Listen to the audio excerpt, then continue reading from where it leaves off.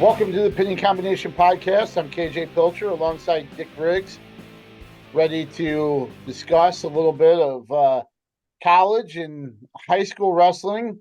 Not Mother Nature kind of limited what we had last weekend and everything, but it looks like we're getting past, we're getting over the hump there and getting back to normal here the back end of this week. But Coach, you get yourself dug out and stay warm enough after the way we got dumped on and the frigid temperatures that followed.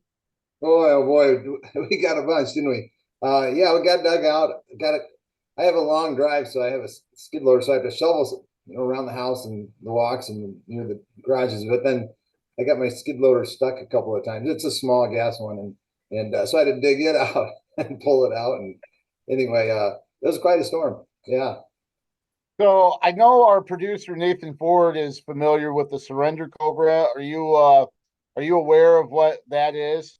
No, I'm not. So it's it's usually the crowd shot after something happens during a televised game where you catch a fan like this after something goes against their team and they're distraught when they put their hands on the back of their head or on top of their head like this, giving a form of a cobra, and they call it the Surrender Cobra. I was in that position a half dozen times after we dug out heavy wet snow. I think we got probably about 11 and a half inches. Then to see more come after that and have to dig that out. And then the freezing temperatures. I was like this in our bay window quite a bit, watching everything unfold, thinking, oh my God, I got to go out there again. But luckily, we still had a really strong teenager named Katie Pilcher that did yeoman's work for us while squeezing in some lifting workouts and basketball practices, shoot around here or there. So thankful for that. But yeah, now I'm ready for maybe more seasonal 20s and 30 temperatures and getting back to a full slate of tournaments on the weekend and duels. Heck, the Mike DeRoe tournament in Cornell was canceled. Pittsburgh, Iowa State duel last Sunday was canceled. I mean, when colleges are canceling events, you know you got something going on there. Right, and two things. One, I'll have to get my camera with the long lens and lurk around your house to try and catch you in that cobra position, so I can get a good pic of it. And then, secondly, Right. I think UNI also canceled their open, which is this coming week, right? Yeah, So I don't know right. why they did that yet, but another cancellation. Now, Yeah. as far as the time off, I always programmed a weekend off for both my junior varsity and my varsity. They were different Mhm. weekends, but so I didn't mind this little break, with my teams in there, and Oh, it sure. it's different. I'm not in the room all the time, but I don't know that this is, if you're going to have that happen, this is a good weekend, or last weekend was a good weekend to have that happen, because it's kind of that January blues that I talked about Mhm. before. So Oh, sure. It's interesting you mentioned that because Derek Ball at Prairie, we covered the Xavier uh, Prairie meet last Thursday, which got in. And of course, their tournament that they're going to was canceled. Uh, and then the J-Hawk was being rumored to be moved to Monday. And I asked, hey, so, they might be looking for teams where you go there and wrestle. And he goes, nah, I think we'll just take the weekend off and get ready for, next weekend. And then we have conference and stuff like that following. So he's like, I just think we'll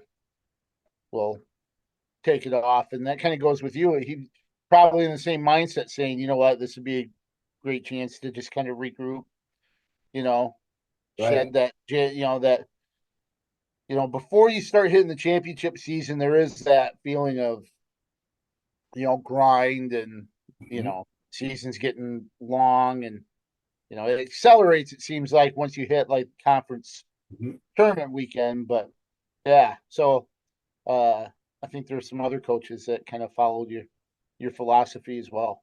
Right. And the Jayhawk got pared down. I think it was 18 teams to begin with, and boy, was that going to be killer tough. That was, I Yes. mean, there was some weights that had like 5 state medalists. So that would mean if potentially one of those state medalists wouldn't even make the semifinals, you know, Right. assuming that all 5 wrestled, to their seed. But um, either way, but so and when they were paring it down, a lot of the teams became MVC teams, which I tried to avoid when I was building the program when I was there, the tournament when I was there. But in this instance, you don't care. You just want teams to come in and provide an opportunity for them. So even that Right. got pared down the day of. The 2 Iowa City schools were not able to travel. Their school district wouldn't let them travel, so they weren't able to attend. Ended up having 8 teams there at the Jayhawk, but so that's right. It's kind of a nice little break for those. So I that's a good call for Coach Ball. Well, let's talk a little bit about what did occur last weekend on the college scene. Iowa had a pair of duels. First number 6 Nebraska at Lincoln on Friday, and then they hosted Minnesota in a Monday night duel at Carver Hawkeye Arena. But talking last week, we thought Nebraska might really kind of give them some trouble. Some really tough matchups throughout the lineup, even with Woods and Hardy at 141. Um, we had 2 ranked guys with Ayala and Smith at 125. Rob and Franick at 157, and this was something that last week we thought could go either way in a lot of places, and Iowa comes away with I believe 22-10 victory, winning 7 matches, 7 out of the 10. I was really impressed with Iowa on Friday. Right, and I think a couple of things. First of all, I'm gonna start at 125. Ayala looked good and has looked good, and he's been rewarded with it. Last I saw, he was ranked number 1. I don't Right. even know what ranking it was that I saw it, but I think a couple of them. a I couple of them were think good. I think Intermat, Flo. Um, let's see. I have Win here in front of me. I thought maybe he was 2 behind Ramos of Purdue, which is coming up. Let me see really quick. Yeah, he's number 2 in wins rankings, but I think he's got the number 1 spot in Flow and Intermat. So Right, and 125 is such a topsy turvy weight right now. So it's like right, he landed on top of the heap right now. Let's hope he can keep that. He's been wrestling real steady and has looked good. I mean, his last 2 matches, with Nebraska and Minnesota, who McKee is no slouch, man. He's ranked 15th, but right. he's a former All-American. And was he a national runner-up? I can't remember if he made the finals That's Arizona State kid I'm thinking of. Yeah. 2 years ago, but it was kind of interesting that he was ranked like 18th with 2 losses. Yeah. You don't usually see that, especially an All American with the resume that he has. It's kind of weird that he's been ranked so low, just based, you know, just 2 losses before seeing Ayala again on Monday. Right. So 25, I know I'm getting the cart in front of the horse here. It's fun now, but when it comes national time, that's going to be anyone can win that, it appears, because everyone's is knocking everyone else off, it seems. Now, back to the Iowa Nebraska meet. I was impressed with Iowa, obviously on their feet. They got lots of takedowns, but Nebraska got a few as well. But where I think Iowa beat Nebraska was on the mat. They were able to get takedowns and rideouts with some riding time, and then they were able to score from underneath. So I mean, I think that was a big difference in that meet, and actually the Minnesota meet as well. But really, I think it really showed in the Nebraska meet of their mat wrestling. So good job on that from the Hawks. Yeah, and they won. So some tight ones. That Franick Rob match. Yeah. He had to come back, and that's probably the last period is probably the most offensive I think we've seen Franick. I mean, and that's against the high caliber kid. I know they split their 2 matches last year, but boy, he looked. That's the kind of firepower. He rifled off a few shots, and then he finally finished there with that double and got it right out. But that's the most urgent I think we've seen him. Maybe urgency is maybe a little bit of a better term. I would agree that was an urgent takedown, and he did a nice job. If you remember in that first period, I think it was when Rob got in on a takedown and he hit a neck wrench to avoid the takedown. So great defense there. And then I think he with that pace early in the match, I think it weared on Rob. Rob looked tired at the end, and Franick was able to hit that takedown and ride out. But he rode him out for 30-some seconds, as I recall. So that's a very good point. That was the winning point or difference in that match as well. So Real Woods got a nice win against Hardy. Hardy's a competitor he's seen a few times. They've had some battles, in the Big Ten finals, national semifinals, and I think maybe at one point you're kind of hoping for bonus points, even though that didn't turn out. Or that didn't play out, but still a strong win there. Caliendo with a win. Patrick Kennedy, I think, is looking better and better each duel at 174. And then, what can you say about Zach Glazier? He finished he sealed another duel win. He beats the defending Big Ten champ by major.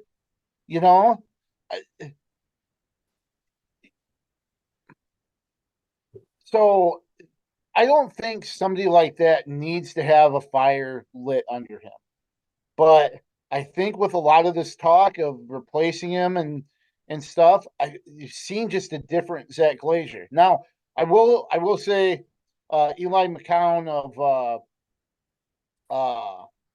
the Register kind of rehashed something that he said earlier before the holiday break about how getting in the lineup and the more opportunities I have, the better I feel I'll be. The more opportunities in the lineup.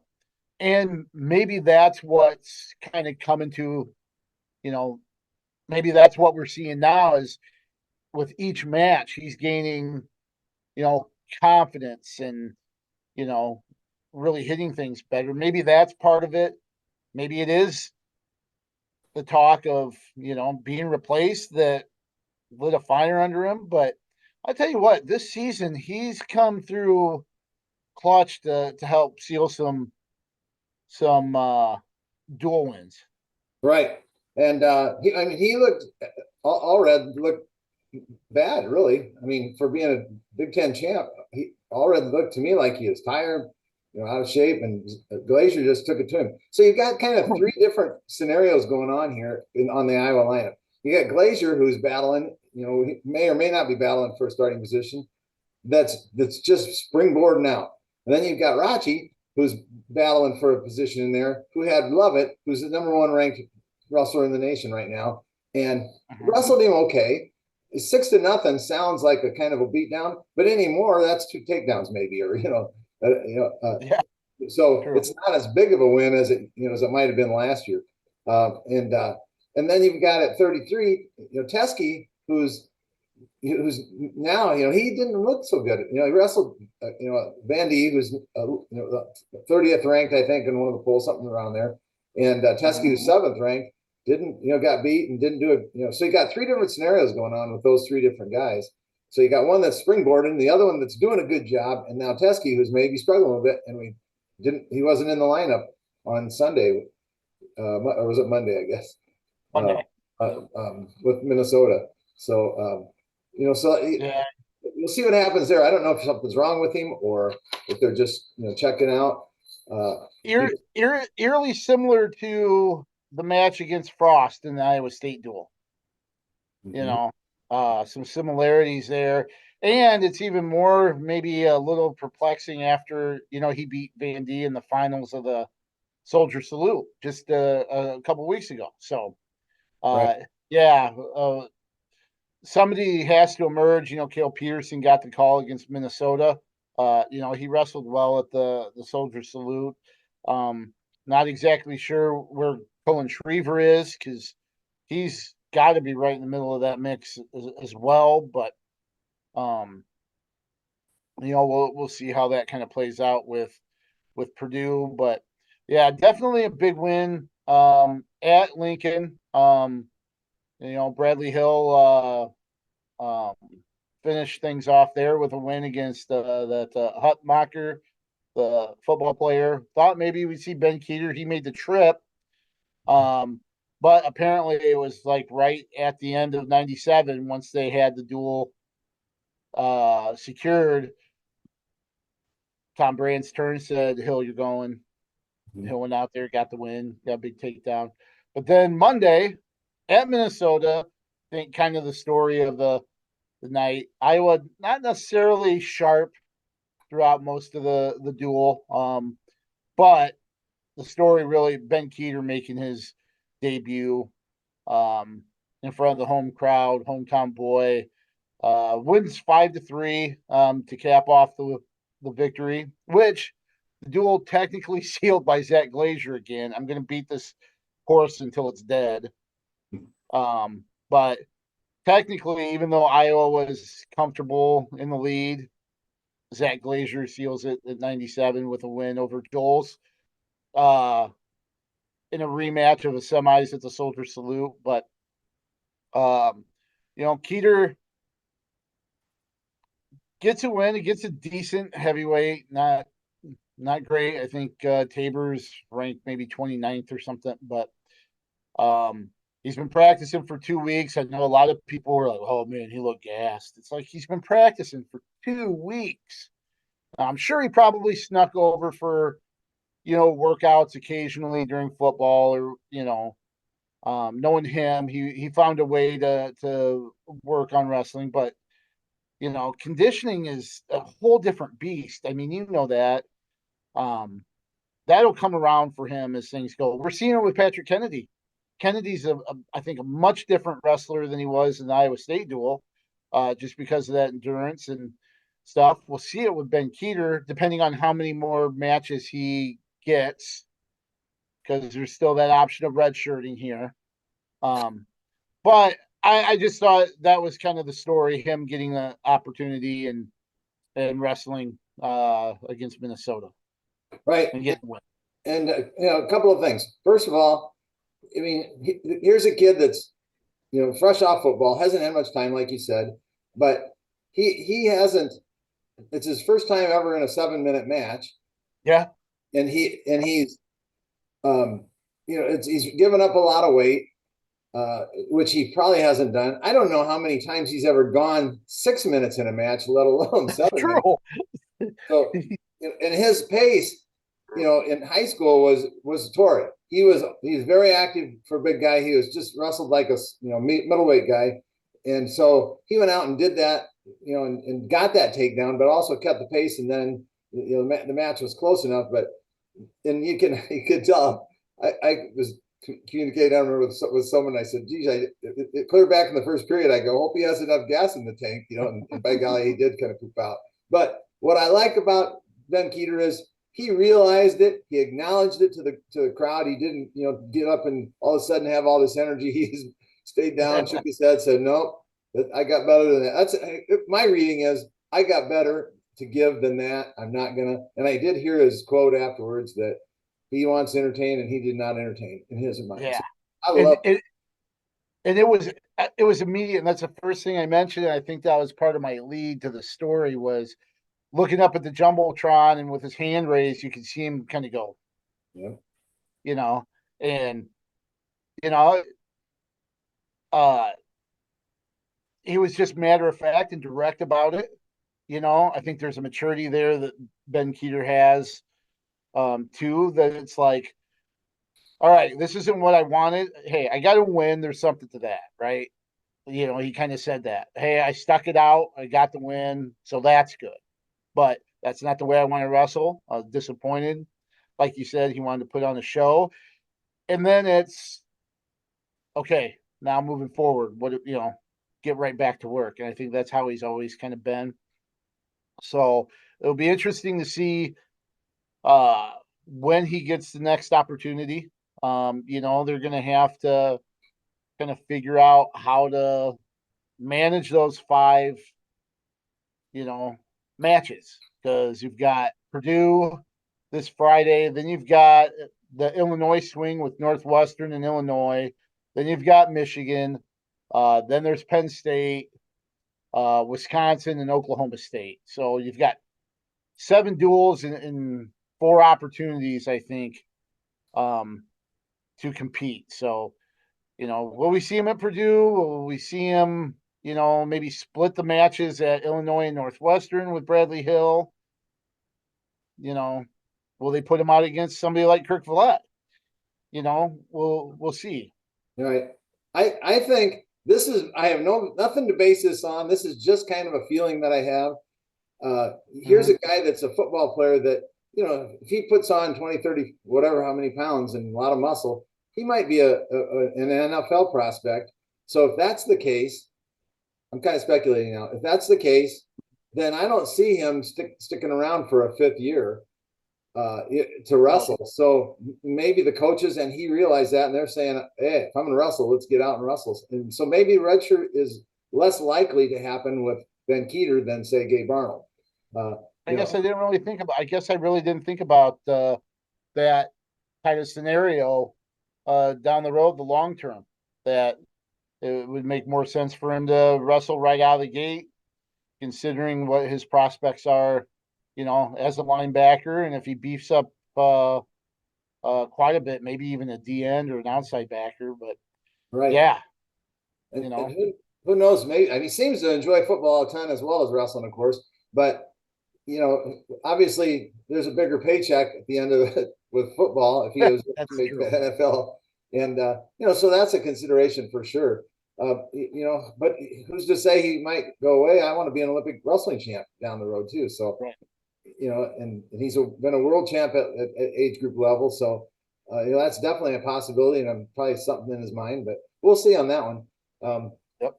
Anyway, I want to say this. I wished that, I don't want this to sound bad, but I wished the 2 highest ranked kids on the Iowa team would be doing this as well with their close wins. That being Woods and Franick, who did not win this one actually, but those guys kept the matches close, and just haven't opened up. And if there's times I'm watching them going, come on, just pull the trigger. You got this takedown. I'm sure you can. And I know the coaches are feeling that way. I'm sure. And so if they would, if they be showing this and then get out and and improve that separation in match score. I think they'd be very happy. And then obviously we saw what happens when you keep it close with Franick. Blockus did a nice job. Yeah, and we've seen that kind of play out in a lot of his matches, where, I know the Soldier Salute, he won in overtime, and I think he's had a couple other close matches that he's just kind of, edged, did just enough to win, right? And you just had a feeling, and I know some other people have said this, gosh, it's going to bite him in the butt one of these days, right? And Michael Blockus, it was a source of that on Monday where, Franick allowed him to stay around, and, you get that one shot at the end, and sure enough, Blockus was able to capitalize on it. So, yeah, I'm sure there's going to be a lesson learned there, and I wouldn't be surprised if we see maybe a little bit of a change there, kind of going forward. Once it pops up, hopefully there's a lesson learned and improvement after that. Right, and really, Woods in the Nebraska meet you know, he was a nail biter. He gives wasn't it a warning for a point, a stall warning for a point when they're, and then Hardy got the escape, and then I'm going, now a win's gonna, or a takedown would, I think, win it. And so, it's a bit of a nail biter there, and that's, so gosh, I wish that those guys would get that separation going and not keep it close, because that same thing could happen with Woods as well. So anyway, there we go. That's me. Yeah, I didn't think Nebraska was all that close. I think he gave up a takedown that kind of closed the gap a little bit, but I was thinking more the Minnesota duel. Was it Minnesota? Maybe that's what I'm thinking of. Power, where that was a little hairy. Even though Hardy did score late, I thought Woods was kind of in control and had almost an opportunity for possible bonus points. But Hardy was able to get a late takedown, I think, and kind of close the gap there. But anyway, but point taken. I think there, Tom Brands even kind of mentioned that he wants to see guys widen the gap. No doubt, I think was his comment afterwards. And right, and I'll just say this about that match: Hardy has one rubber knee, doesn't he? Yes, he does. So maybe I'm being a little rough on Woods. He was in on that knee, I guess, a couple times. So. But the Minnesota duel, that one was, you wouldn't expect a 3-point match there. I don't think, with Von Bauer from Minnesota, is ranked 19th. Well, we mentioned Ayala, him getting a second straight win over McKee after, losing the first 4 against him. So he proved the soldier salute was no fluke and did it again. Gave up the opening takedown and got a takedown in the second and the third to win 8-5. The thing with Ayala, and we've talked about this so many times, short time points. He gave up the opening takedown in the first, but he escapes in the last 15 seconds or so before the period, avoids the right out. That point was huge to get. And McKee wasn't able to answer. And then his takedown at the end of the second, I think in a similar fashion where, final 15, 20 seconds, he gets a takedown and a right out. Right there, that's the difference. Mm-hmm. That's technically the difference right there. Mm-hmm. So I've mentioned this a couple times. Talked to Drake Ayala after the soldier salute, and he kind of said, well, what can fans expect from you in this second half of the season? And he essentially said, you can expect a better Drake Ayala going forward. Oh. And I haven't gotten to my best yet. And I'm working to be be at my best here the second half of the season. I think we've seen that so far. And even kind of going back with what we were talking about with Ben Keeter, that not satisfied with, kind of eking things out. The reason why I think Ayala still, has a lot of strides to continue to make is because he's verbalized that. He's like, yeah, you know what? A good win against Nebraska, good win against McKee again, but I still have a lot of work to do. I still have a lot of things I need to clean up and finish. And when you have that kind of mindset, and keep improving, and I really like where Drake Ayala is right now. And of course, he's got a huge test with Matt Ramos from Purdue on Friday, but which really, if you look at it, he's really jumped into the fire here after the break with Caleb Smith, McKee, and Ramos, in his first 3 matches after the break. So really like that and thought he was impressive. I agree. 100%. So I'm gonna move different direction. What I mean, with a question, what city is or town is Utah Valley in? Do you know? Is that Cedar City? Is that Orem? Is it Orem, Utah? Orem. That probably is Orem. Yeah. Okay. Here, let me check. Let me check on that really quick. I'm wondering if they have. The reason I'm pondering that is I'm wondering if they have lots of snow and with that winter conditions to deal with. I was right. Orem, Utah. Okay, there you go. So I mean, so Utah Valley comes into the state. You're going to wrestle Iowa State on Friday, and am I right on that? Friday, and then UNI on Sunday, is it? Or Yes. Saturday night? Anyway, Saturday, yeah. And so they wrestle Iowa State, and Iowa State throttles them pretty good, 44-3. We'll get to that in a minute. And then they decide they don't want to travel. I'm guessing. I think that's how it probably went down. They didn't feel comfortable traveling to Cedar Falls from Ames, so they canceled the meet with UNI. A few minutes later, then or not too much longer, they said, no, we're going to have the meet, but we're going to have the meet without any spectators in Ames. So UNI jumps in their vans or whatever and drives to Ames and wrestles Utah Valley in the Iowa State wrestling room. And it was pretty cool. I got to watch the entire meet. Someone was Facebook Live in it. I don't know who. that is awesome. From the UNI side, and it was an empty room, no family, nothing, and and it looked to me like there probably wasn't even any Iowa State wrestlers in there. It was pretty empty. You couldn't see the entire room, but so it was an odd setting to have the guys with their singlets on, the referees with their uniforms on, and then the referee. One time I had to giggle because it's just habit out of the referees. The referee raised the wrestler's hand, turned around and faced 180 and raised it again on the other side to no one, to two walls. To nobody.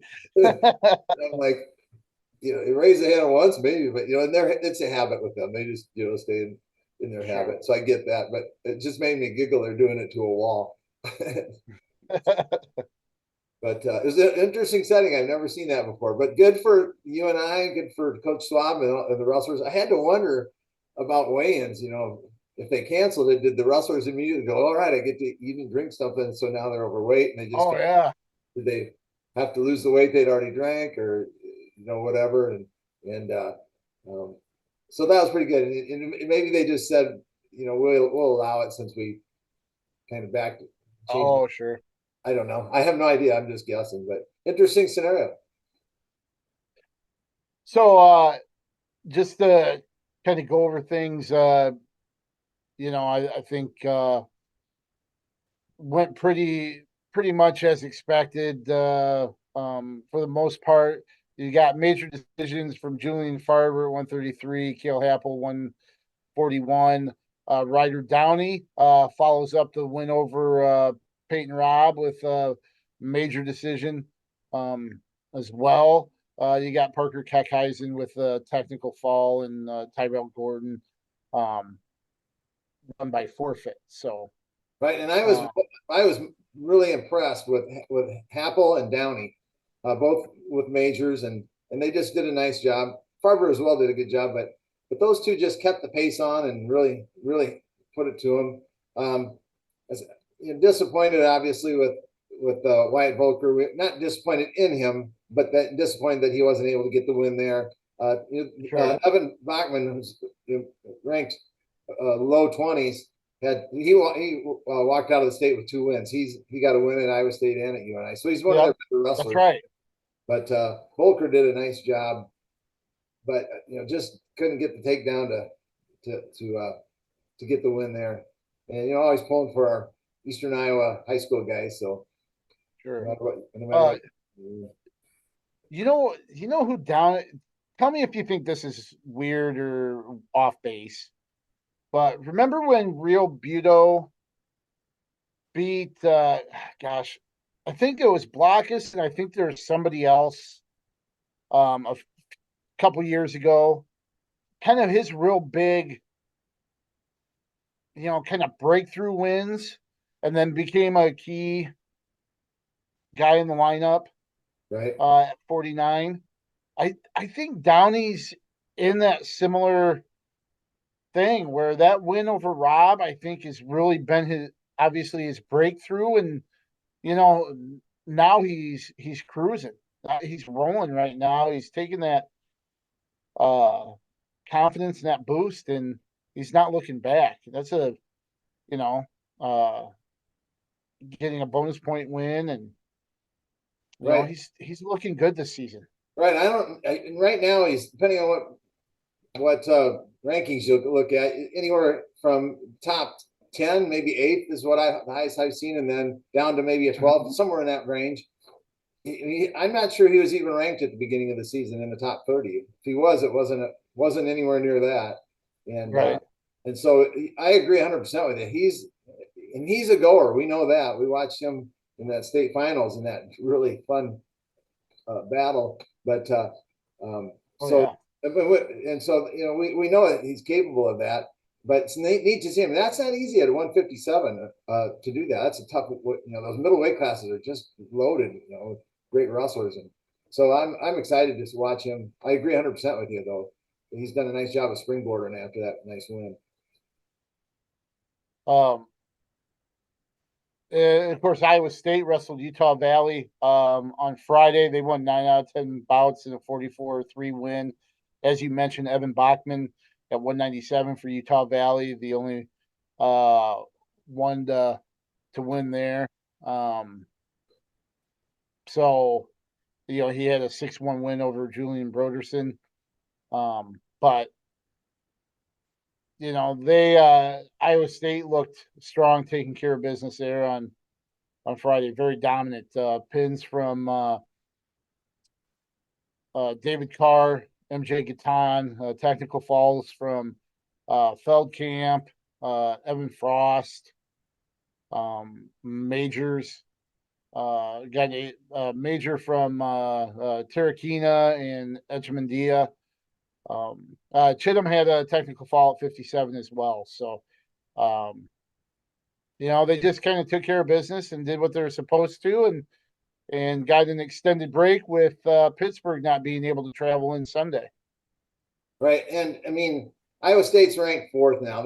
I'm not sure if they were even in the top 10 at the beginning of the season, and they've done such a good job of improving. The two guys that stand out for me, just about everyone on their team does, but Chittum and Feldkamp have really, I think, shown good improvement.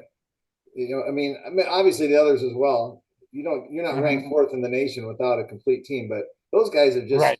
whatever reason, stood out to me as showing great improvement. No, for sure. For sure. Now, the interesting thing is UNI and Iowa State are both off this weekend. You mentioned earlier that the UNI Open canceled for this week. So an open weekend. And then next weekend, we'll talk about this next week, both of them will make an Oklahoma tour, hitting Oklahoma and Oklahoma State the weekend of the 26th and 27th. So Right. we'll see that from them a week from Saturday or Friday. And I think you mentioned this before already, but Iowa does wrestle Illinois on Friday and Northwestern on Purdue. Sunday. Is it Yeah. Oh yeah, that weekend. this coming Yeah, they week? got Purdue this Friday, and then Oh, am I the a week? the Illinois Northwestern sweep there. I'm a week off, aren't I? Yeah. Okay. And of course Purdue, we mentioned it already, the big match will be at 125 between Ayala and Ramos. 1 versus 2 in most polls. The rest of the duel, not really shouldn't be competitive. You never know, but I think everything pales in comparison to that 125-pound match. Yeah. Can I tee it up? So tee it up before we touch on high school stuff briefly. Okay. So here we go. As we see more movement in college with athletes jumping from school to school, and I'm talking just about every sport, I saw a neat story. With the NIL and transfer portal in college and even open enrollment in high school, we're seeing more movement between programs and even states. Examples are ridiculous in college football. Like, for instance, Colorado had over 80 transfers this season. Basketball movement is everywhere. I mean, Coach Prom at Iowa State has lots and lots of transfer portal guys come in, it seems. I always wondered what the feeling was with existing team members when new athletes arrive. So heck, when I was a wrestler on the UNI wrestling team, I was looking across the room at my, my competitors that wanted that weight class, always trying to outwork them. So when another guy comes in and tries to bump me out, I'm not sure I'd be very happy, right? I wouldn't embrace him all that well. Well, this can, like I said, be disheartening to current athletes in the program that have spent multiple years being loyal to the school and to the program. They put many hours of development in. All that being said, this is neat. I read a neat story in the Gazette. You may have read it too, by Colbert, about UNI volleyball player Emily Holterhaus. She was looking for a way to stay active, her words, now that she completed her volleyball career. So she asked UNI coach Warren if she could join the practice squad on the basketball team. So Holterhaus came to practice, and Warren, who had recently lost 2 starters to injuries for the season, was like, after watching her, going, do you have any interest in joining the team? And so it's a cool story, but what really took me the cake for me was Holterhaus didn't immediately just say heck yeah or whatever. She said, I want to speak to the captains, to the basketball captains, before I answer that question. So she met with the captains, and what her thoughts were, she wanted to get their support, knowing that adding a new member can, quote, change things up a bit. And I didn't want to step on any toes or bring anything negative to the team at all, end quote. And I'm like, wow, do I love her approach and consideration, as well as the UNI captains and team members. They allowed her to, they said, yeah, she played her first game last week, played 12 minutes, and that 12 minutes scored 11 points, 2 rebounds, went 2 for 2 at the free throw line, I think hit a 3-pointer. And she realizes that her way to help this team is not with scoring, though she did a nice job there in that short time, but to help it improve the rebounding, which is where the loss of injury, is where they really need that. So to me, that was a really inspiring way to join a team, and a cool story. And I'm now a big fan of Emily Holterhaus and the UNI women's basketball. Cool story, I thought. Yeah, for sure. No, I noticed that and just thought it was kind of a little bit different. But yeah, it turns out great, and you make some really good points about kind of joining a team, joining the team, and being somebody that had a couple wrestlers that transferred in from a D1 program when I was in college. I guess one was in the D1 program, but there were 2 totally different attitudes and approaches. One, and I'll say his name, he wrestled at UNI, Andy Kruger, Sioux City standout, who, when he came to Buena Vista, and ended up being an NCAA champ, I believe in 1999. Andy assimilated well.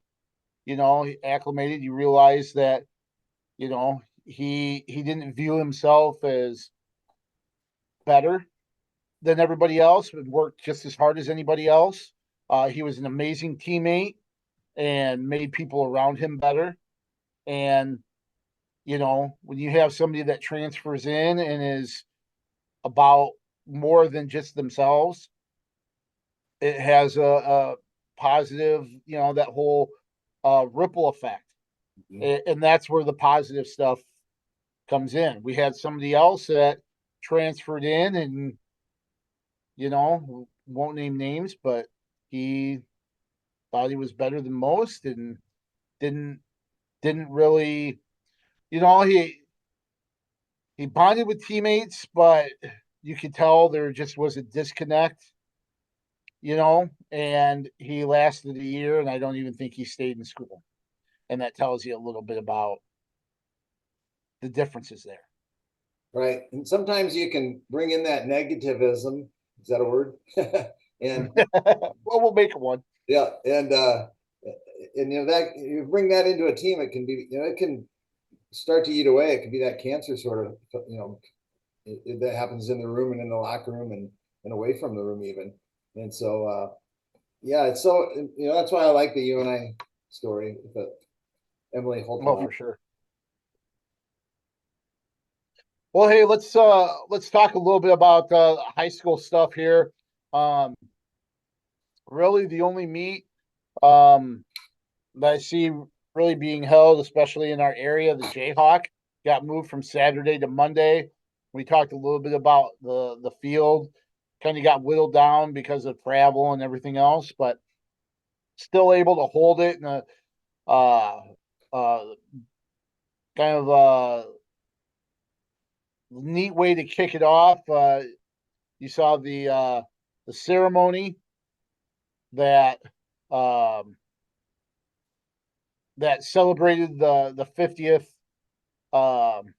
J-Hawk Invite, would bring back some of the champs from the original, the inaugural J-Hawk, and celebrating some of the coaches like Bill McNeil, who started it in 1975. That was kind of neat to acknowledge former coaches and the former champions. Right. And,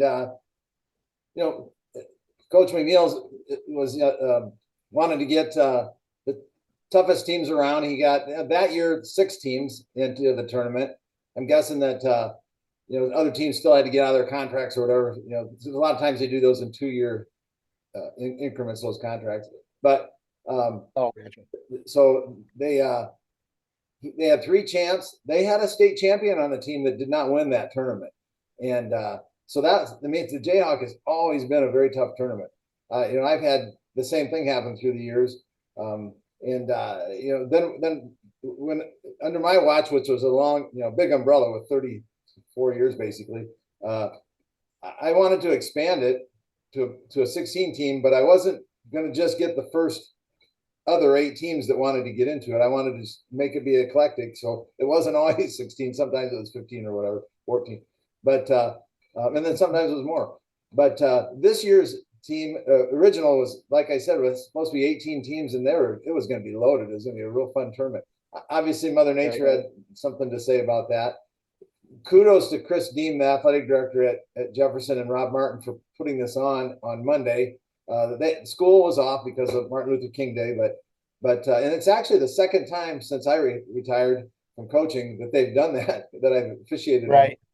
And so it's kind of, went back to an 8-team tournament, which was nice. It was a nice day. Teams could get some competition in and then get back home, maybe even before dark in a lot of instances if they didn't have long to travel. But ended up being a pretty decent tournament, and they were able to get it in, like I said, and like you said, the only tournament that really happened this weekend, at least in our area. Right. Dubuque Hempstead wrestled really, really well. They came away with a team title there. Cedar Rapids Kennedy second. They had 3 champs.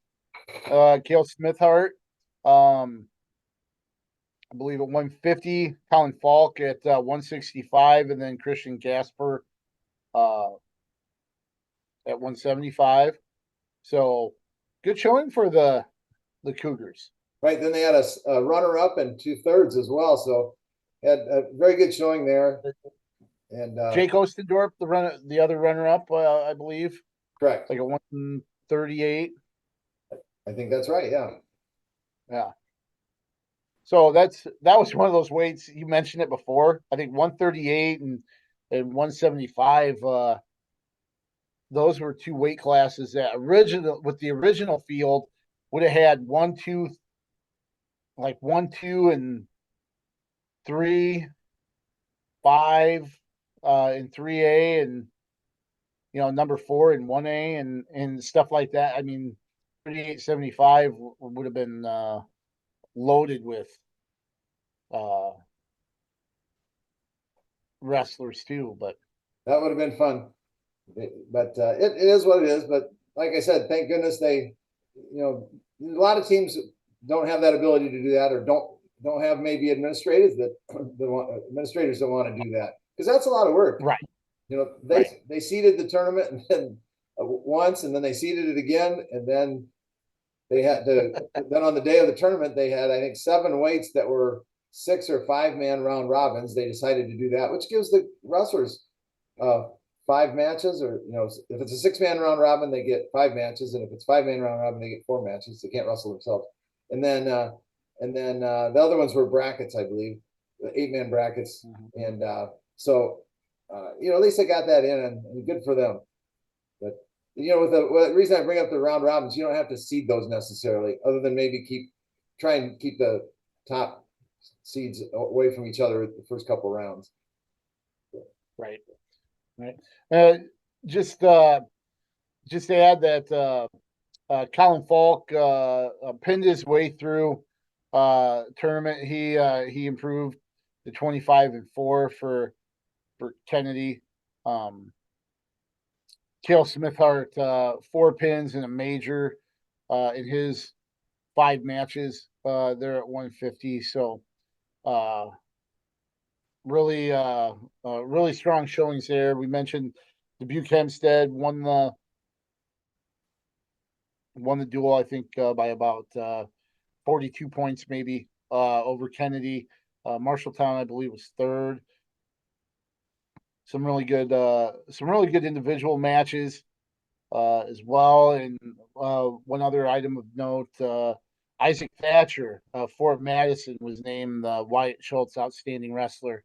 I believe he won it 190 for Fort Madison. So our late friend there, whose name was put on the OW award for the tournament that he supported quite a bit over the years. So his widow Kirsten was there to award Thatcher.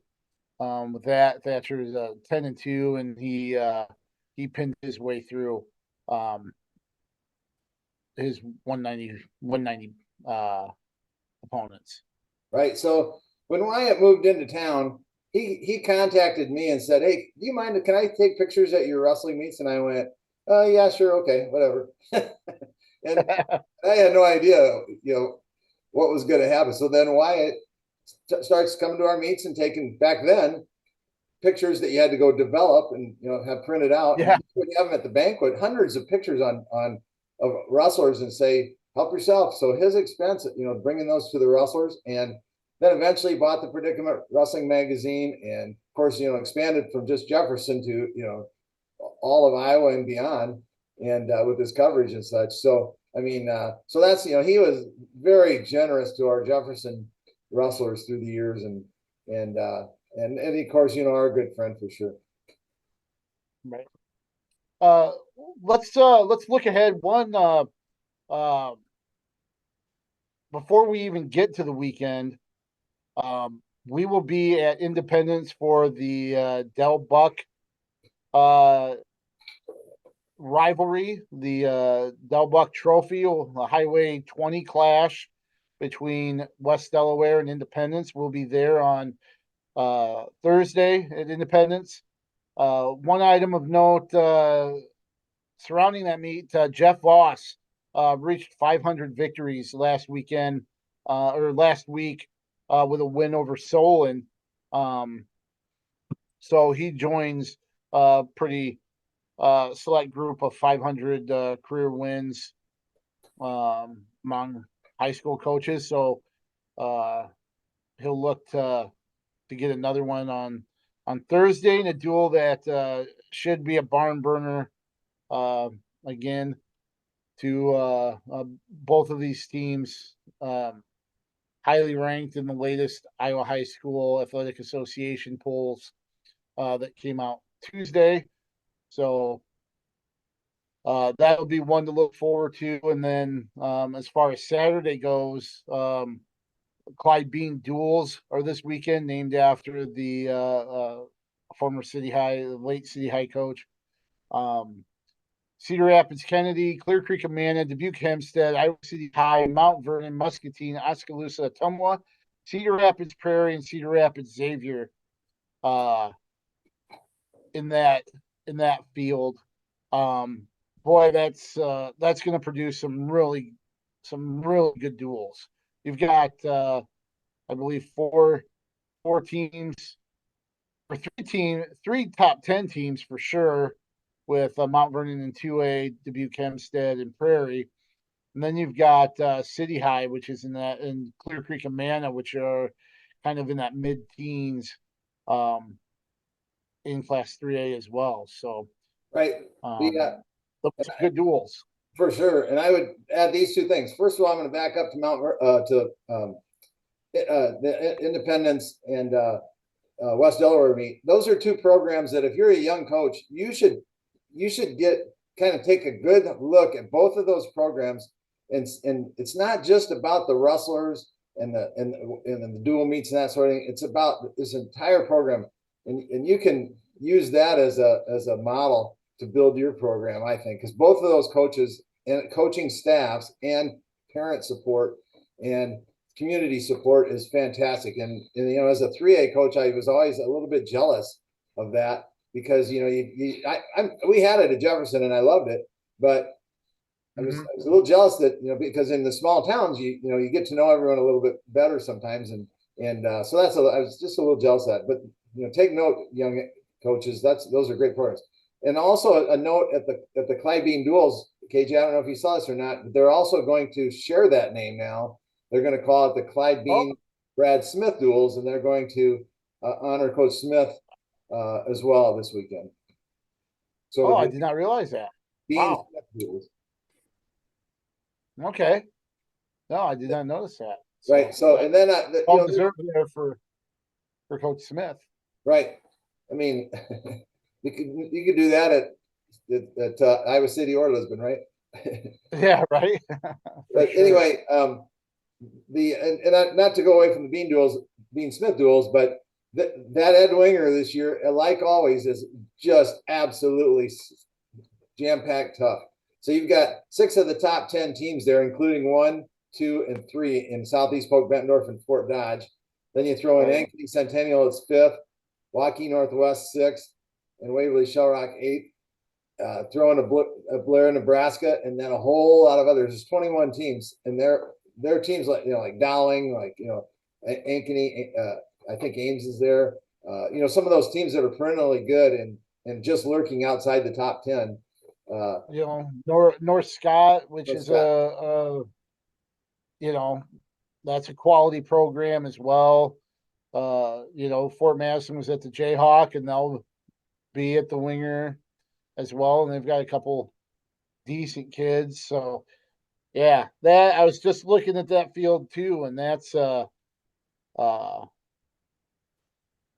is a deep, tough field. Right. It's going to be fun to see how things play out at that tournament. That'll give us a good indication of what might happen at the state tournament on the 3A level. No, for sure. I know among some of the other tournaments as well, I know Albernet has their dual tournament this weekend, and of course next weekend conference tournaments pop up.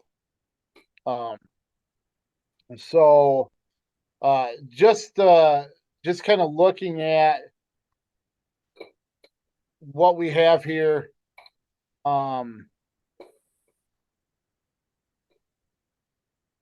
So with the Iowa High School Athletic Association state dual rankings, those were released Tuesday. I'll give you the top 8 and then some of our Gazette area teams in each class. In Class 3A, you've got number 1 Southeast Polk, number 2 Indianola, followed by Bettendorf, Fort Dodge, and Waukee Northwest in the top 5. And then Ankeny Centennial, number 6, Dubuque Hempstead 7, Linmar, number 8. We got Prairie at 9, Waverly Shell Rock 10, Clear Creek Amana 13, City High 16, Iowa City West 18th, in Western Dubuque number 24. So you've got those teams in 3A. My understanding, even though Louis Curtis has not responded to my latest text, asking if this solidifies the 2014 field. Now, next week, there will be another set of duels on the 23rd, which will kind of solidify, and then you'll have assignments and pairings and host sites and stuff like that. But I think this is probably the 2014 field. And I'll say one that I think is missing in 3A is Xavier. I think that's a improved team. We saw them, wrestle number 9 Prairie within, their turn one match around. That was 34-30, I believe. Turn one match around, and they, get an upset. But then again, if the dog wouldn't have stopped to take a poo, he would have caught the rabbit too, right? Well, I mean, you've got Xavier's losses. One last thing. Xavier's losses have been to Prairie, Linmar, Clear Creek Amana, who are all top 13 teams in 3A. Mount Vernon and Solon, that are ranked in Mount Vernon's number 2, Solon's number 14. They have a win over. They just beat Pleasant Valley last week. Pleasant Valley is ranked number 22. So I think that's a team kind of missing out there in 3A. I would agree. They went, as we covered the meet 34-30 with Prairie. So put 30 points on the board with Prairie, 30 points on the board with CCA, they 39-30, and then they 28 points on the board against Mount Vernon, number 2 and 2A, and 24 against Linmar. So they're not a bad team at all, and that's a team that deserves that recognition. And sometimes those types of teams get overlooked because they're not, they're year in and year out. And when you're trying, I think you mentioned this, and I agree 100% because I've been in that boat. When you're trying to build your team and trying to climb that ladder up into the upper echelon of the teams, it's nice to get recognized and you have your athletes get credited for that, and your team and your coaches and all of the work that they put in and your youth program and so forth. And when that doesn't happen, it's a little bit frustrating. And so I can feel for Xavier. I think they should be in there if team that they beat is in there. So yeah, and let's face it, it's probably a team that's not gonna crack it's not a team that's gonna advance. I hate saying that, because I'm making a case for them being in the top 24, but essentially it's just showing up on the 30th and having that banner of participating in the regional duels. But I certainly think they've kind of earned that, even if that's as far as it goes on the 30. You know what I mean? Oh yeah, there's times when I would go.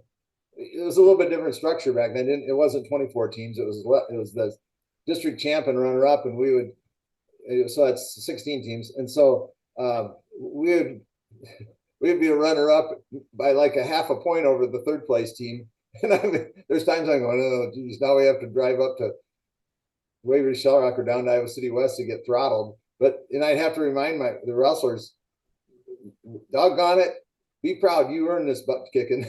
That's right. And both times we went to, when we went to Waverly Shell Rock, they ended up being the state dual champs. And the next year we went down to Iowa City West, and they ended up being the state dual champs. So it was, it was nice to be there, and that recognition and to earn that.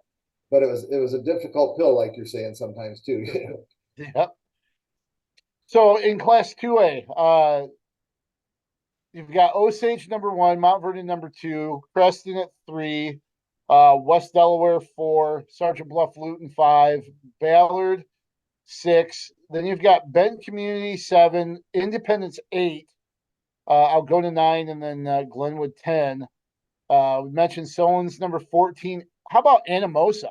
We talked a lot about Anamosa last week, with what they've done on the boys and girls side. And Anamosa is number 18 in the 2A rankings.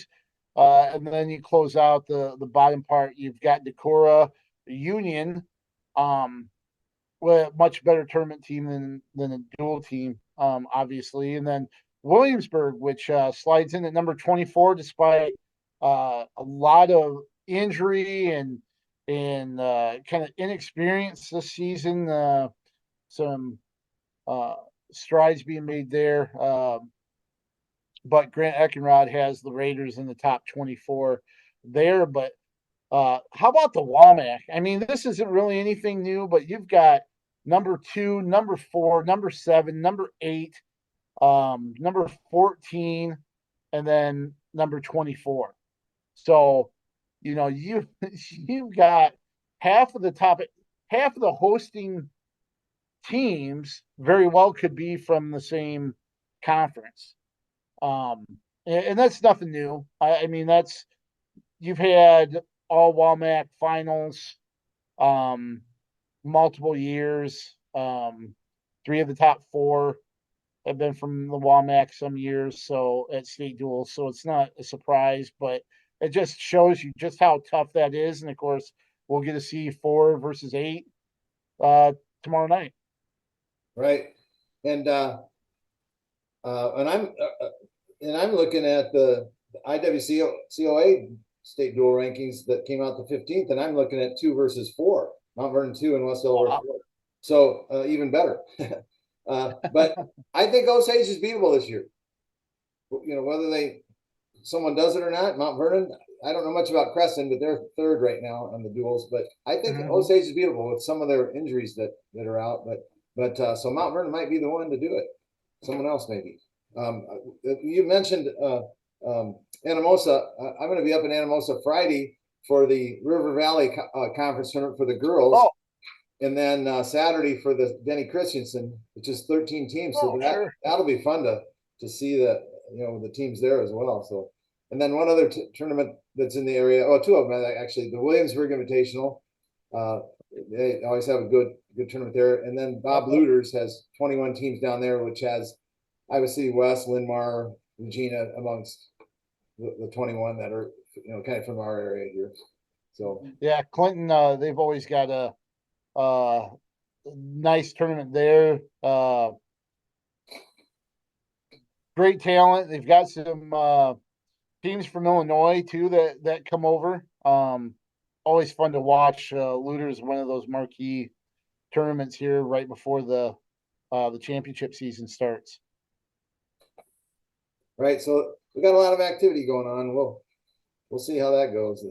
We'll run down the 1A rankings here really quick too. You got Alburnett, who's moved into the top spot in the association rankings. Wilton 2, Don Bosco 3, Lake Mills 4, Nashville Plainfield 5, Jessup. That's a team that is surprising. They're number 6. West Hancock 7, Hinton 8, Lisbon 10, West Branch, who's had a good season, number 11. MFL Marmac number 14, and that'll include the area teams there. But Alburnett moving into that top spot. Those top 3 teams are very, very good. And I think West Branch. I think that could be a team outside of the top 8 that could pave a way to the state duels. I wouldn't look past the Bears. I'm just saying that right now. And it's good to see that happening with West Branch. That's they've had youth programs and so forth all through the years, it seems, and so I'm glad to see them having a great year this year. And it'll depend on where the pairings kind of where the pairings come up next week and stuff. So I don't think the top 24 will change as far as who's in there. Even though it would be nice. I think I just got a message from the week.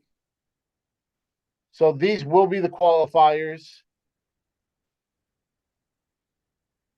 but not until next week's rankings. So not exactly sure. So maybe there is a chance that somebody sneaks in there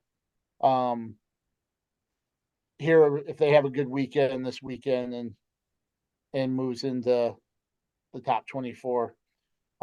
So we'll see, but we'll chat about that next week when they come out with the final rankings and the pairings and host sites for the regional duels, which will be Tuesday, January 30th.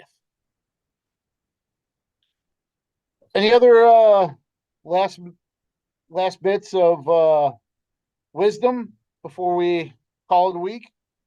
So you're saying in 13 days we have regionals? Wow, it's so fast. I know, right?